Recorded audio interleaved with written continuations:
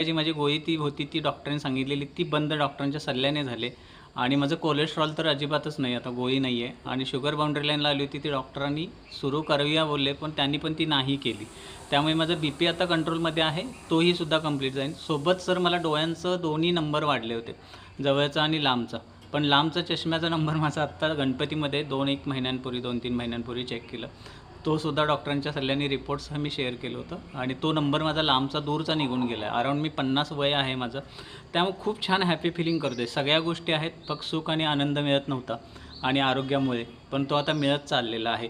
फक्त एक खंत वाटते, जर आज आई बाबा असते तर त्यांना मी हे पृथ्वीवरचं अमृत नक्की दिलं असतं प्यायला.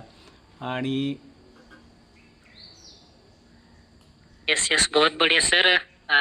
अगर आपके माता पिता होते उस समय आपको पता चलता तो हमें पता है कि आप 100% उनको भी ये सकत संतुलित आहार जो है